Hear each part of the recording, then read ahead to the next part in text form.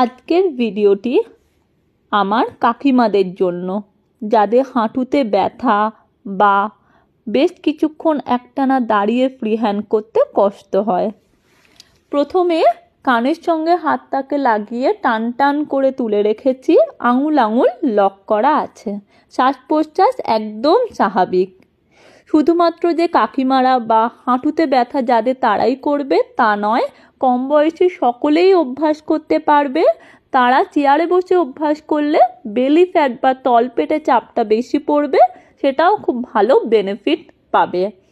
Next জোড়া পা তুলে রাখছি আমি, প্রথমে ডান পা, তারপরে বাঁ পা, তারপরে জোড়া পা তুলে একটু কিছুক্ষণ ধরে রাখতে হবে।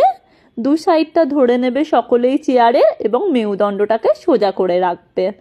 এরপর পা দুটোকে জোড়া করে তুলে দু সাইডে যতটা নিয়ে যাওয়া যায় নিয়ে যাবে, আবার জোড়া করবে। এইভাবে 5 বার করে দুটো সেটে অভ্যাস করবে। মাথার উপর হাতটাকে তুলে ডান হাত দিয়ে বাঁ পা এবং বাঁ হাত দিয়ে ডান পাটাকে টাচ করতে হবে।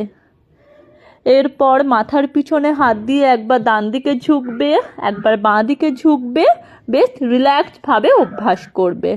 সবশেষে পায়ের পাতা তোলা নামানো, যা পায়ের পাতার ব্যথার জন্য ভীষণ উপকারী।